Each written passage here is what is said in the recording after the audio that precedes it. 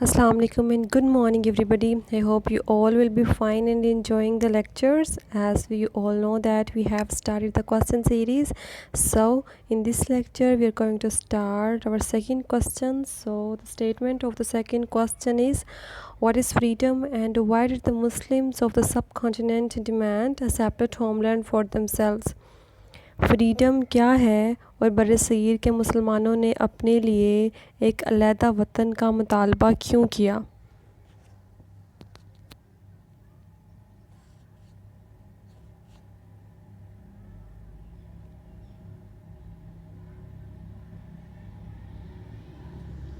So have a look on the answer. Every man has a right to live freely. So is the case with all the nations. ہر انسان کا یہ حق ہے، ہر انسان کو یہ حق حاصل ہوتا ہے کہ وہ آزاد رہ سکے، آزاد زندگی گزار سکے. تو یہی والا جو معاملہ ہے وہ قوموں کے ساتھ بھی ہے. جس طرح سے ایک انسان کو آزاد زندگی گزارنے کا حق حاصل ہوتا ہے، ویسے ہی قوموں کی آزادی جو ہے وہ بھی بہت ضروری ہے. All the nations have a right to spend their lives according to their own specific principles and codes of life. جس طرح سے انسان کو یہ حق حاصل ہے، ویسے ہی تمام قومیں جو ہیں ہیو اے رائٹ، ان کو بھی حق حاصل ہے ٹو اسپینڈ دیئر لائفس، کہ وہ اپنی زندگیاں گزار سکیں according to their own specific principles and codes of life, اپنی جو خاص اصولوں کے مطابق اور زندگی کے ضابطوں کے مطابق اپنی زندگی کو گزار سکیں. جو انہوں نے خاص پرنسپلس اور جو کوڈز بنائے ہوتے ہیں زندگی کے، اس کے مطابق اپنی زندگی گزار سکیں. Freedom means to be free in all respects. آزادی کا مطلب یہ ہے کہ ہر لحاظ سے آزاد ہونا ہے. ٹھیک ہے، ہر لحاظ سے آپ کو آزادی ہو. ان پاسٹ، اگر ہم ماضی کی بات کرتے ہیں، پاسٹ میں the freedom was considered to be an external phenomenon. اگر ہم ماضی میں دیکھیں پاسٹ میں، تو جو آزادی تھی اس کو تصور کیا جاتا ہے کہ یہ صرف ایک بیرونی فنامنن ہے، ایک پروسیس ہے. a nation free from foreign domination was considered to be free. قوم جو کہ بیرونی جو ڈومینیشن تھی، بیرونی جو قبضہ تھا، اس سے آزاد ہوتی تھی، تو اس کو سمجھا جاتا تھا کہ یہ والی قوم جو ہے وہ آزاد ہے.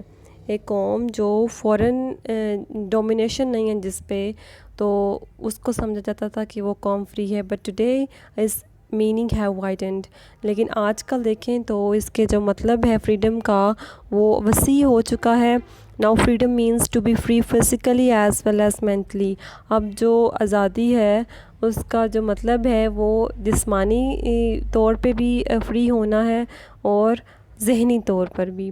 The freedom of belief, the freedom of action and the freedom of expression all help to construct this idea. عقیدے کی آزادی، سوچنے کی آزادی، کام کرنے میں بھی آزادی ہو اور اظہار کرنے کی بھی آزادی ہو. تو یہ سارے جو فیکٹرز ہیں وہ اس آئیڈیا کو سپورٹ کرتے ہیں. مطلب فریڈم ہونے کا مطلب یہ ہے کہ آپ کو سوچ کی بھی آزادی ہو، عقیدے کی بھی ہو، کام کرنے کی بھی ہو، آپ کو اپنی فیلنگس کو ایکسپریس کرنے کی بھی آزادی ہو. So the freedom is to be free from want, from poverty and disease. جو حقیقی معنوں میں آزادی ہے وہ کسی چیز کی کمی سے بھی آزاد ہونا ہے، فرام پاورٹی، غربت سے بھی، اینڈ ڈیزیز اور بیماری سے بھی. These factors are very important to make a nation strong. یہ سارے عوامل جو ہیں بہت زیادہ ضروری ہیں کسی بھی قوم کو مضبوط بنانے میں. If a nation is lacking in all these aspects, اگر ایک قوم ان ساری عوامل میں ان ساری چیزوں پہ پیچھے رہ رہی ہے، it can never be able to preserve its freedom because to get the freedom is hard. It can never be able, تو یہ قوم کبھی بھی اس قابل نہیں ہو سکے گی ٹو پرزرو، کہ وہ بچا سکے یا محفوظ کر سکے اٹس فریڈم، اپنی آزادی کو. Because to get the freedom is hard, کیونکہ آزادی کا حاصل کرنا مشکل ہے. بٹ ٹو مینٹین اٹ، لیکن آزادی کو برقرار رکھنا از ہارڈر، اس سے بھی زیادہ مشکل کام ہے. آزادی حاصل کرنا جو ہے وہ تو مشکل کام ہے، ہم جانتے ہیں، لیکن اس کو برقرار رکھنا اس سے بھی زیادہ مشکل ہے. In the British India the Muslims were leading a backward life. اگر ہم برٹش انڈیا میں دیکھیں تو مسلمان جو تھے وہ پسماندہ زندگی گزار رہے تھے. They were not given equal chances to develop side by side with the Hindus. ان کو برابر مواقع بھی نہیں دیے جاتے تھے کہ وہ ترقی کر سکیں ہندوؤں کے شانہ بشانہ. ان کے ساتھ ساتھ آلموسٹ آل دا مسلمز ور ان ایجوکیٹڈ. لیکن ایک فیکٹر یہ تھا کہ جو سب کانٹیننٹ میں مسلمان تھے وہ ان پڑھ تھے and they were not in the jobs. اور ان کے پاس نوکریاں بھی نہیں تھیں. Civil and military bureaucracy was in the hands of the British اور دا ہندوز. اور شہری اور فوجی بیوروکریسی جو تھی وہ بھی ساری ہندوؤں اور برٹشرز کے ہاتھوں میں تھی. بیوروکریسی ایسا سسٹم آف گورنمنٹ ہوتا ہے جس میں جو اسٹیٹ آفیشلز ہوتے ہیں وہ امپورٹنٹ ڈیسیژنس لیتے ہیں بجائے ان کے جو الیکٹ کیے گئے ہوتے ہیں. ٹھیک ہے, تو یہ سارا نظام جو تھا یہ بھی برٹشرز اور ہندوؤں کے ہاتھوں میں تھا. The Muslims had no industries. مسلمانوں کے پاس کوئی صنعتیں نہیں تھیں. They had no traders. کوئی تاجر نہیں تھے. They had a very few skills. اور ان کے پاس they had a very few skilled people. اور ان کے پاس بہت ہی کم ہنرمند لوگ تھے. ان اے بیکورڈ کنٹری, ایک پسماندہ ملک میں دا Muslims were even more backward economically and انڈسٹریلی. ٹھیک ہے, پاکستان جو تھا وہ ایک تو پہلے ہی بہت پسماندہ تھا, لیکن اس کے جو رہنے والے جو مسلمز تھے وہ اور زیادہ بیکورڈ تھے معاشی طور پر بھی اور صنعتی طور پر بھی. So if we see politically the Hindus joined hands with the British against the Muslims.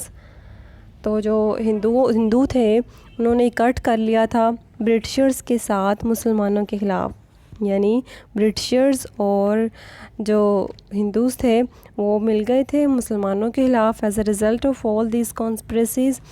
تو نتیجہ کیا نکلا ان ساری سازشوں کا؟ The Muslims were undermined at every stage. مسلمانوں کو مجروح کیا جاتا تھا ہر ایک سٹیپ پر, ہر ایک stage per. The Hindus cheated the Muslims in all the joint movement.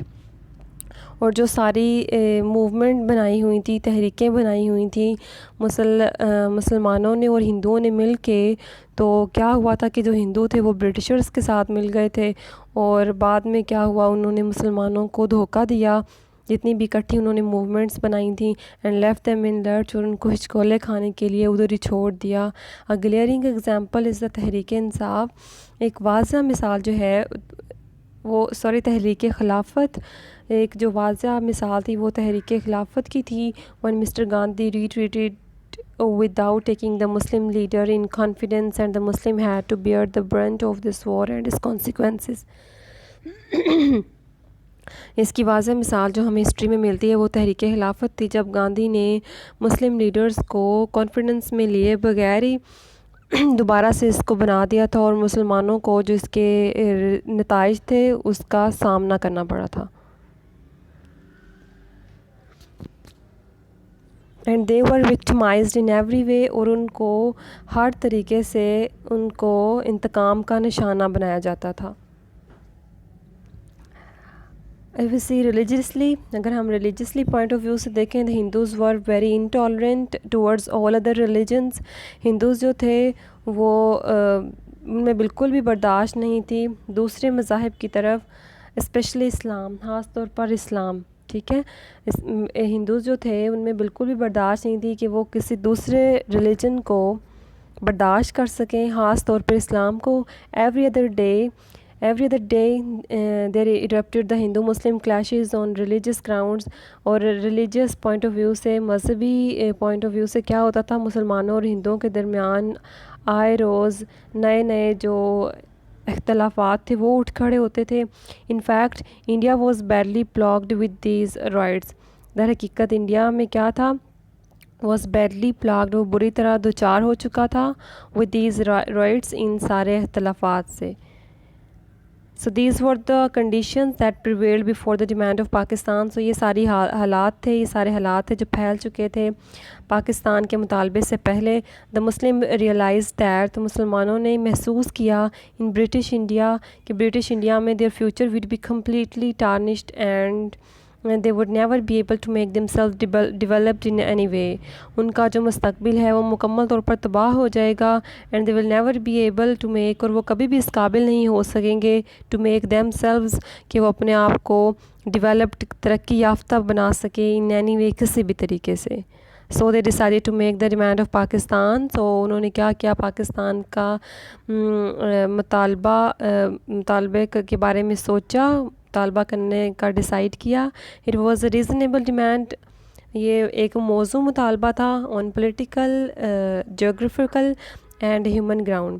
اگر ہم دیکھیں تو انسانی, زمینی اور سیاسی پوائنٹ آف ویو سے دیکھیں تو یہ جو ڈیمانڈ تھی یہ بہت ہی ریزنیبل تھی. وداؤٹ مور ایفرٹس, سو انتھک کوششوں سے they manage to carve the name of Pakistan on the map of the world. وہ اس قابل ہو گئے تھے, انہوں نے مینیج کر لیا تھا کہ وہ پاکستان کا نام بنانے میں, on the map of the world, دنیا کے نقشے پر پاکستان کا نام بنانے میں وہ اپنی انتھک کوششوں سے آخر کار کامیاب ہو گئے تھے, انہوں نے مینیج کر لیا تھا.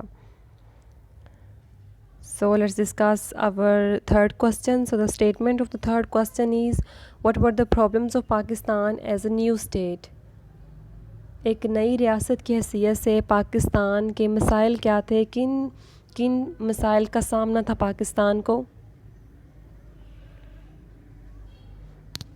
What were the problems of Pakistan as a new state?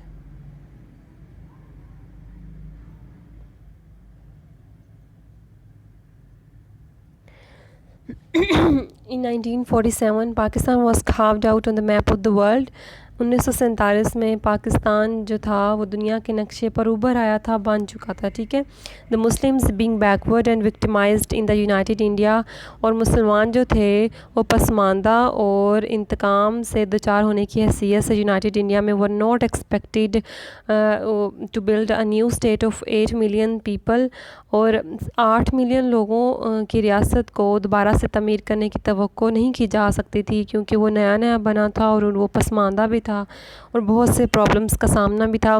The infrastructure of the government was yet not made, اور جو بنیادی ڈھانچہ تھا گورنمنٹ کا وہ بھی ابھی تک نہیں بنایا گیا تھا.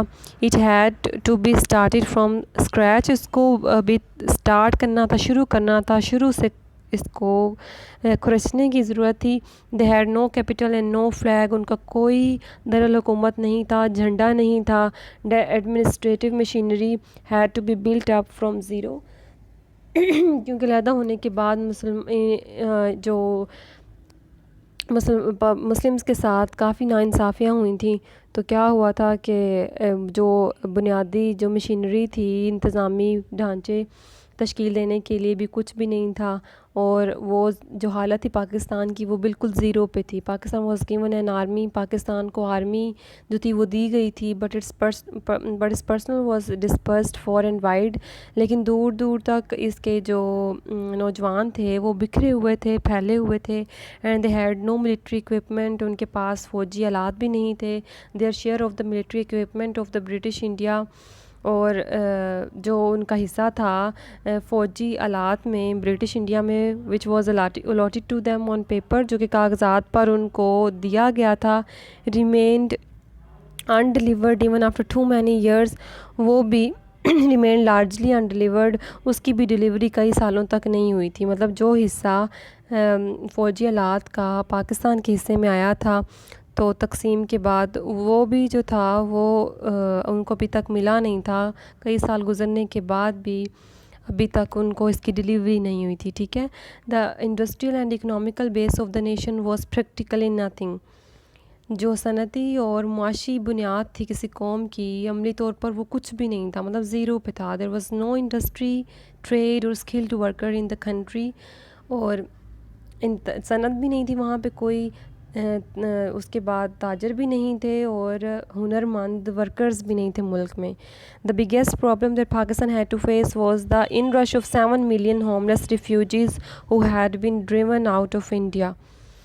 سب سے بڑا مسائل جو پاکستان کو سامنا تھا جس بڑے مسئلے کا، وہ کیا تھا کہ وہ اچانک 7 ملین جو بے گھر لوگ ہوئے تھے، پناہ گزین آئے تھے، انڈیا سے نکالے گئے تھے، ان کو پناہ دینا تھا، ٹھیک ہے، ان کو شیلٹر دینا تھا.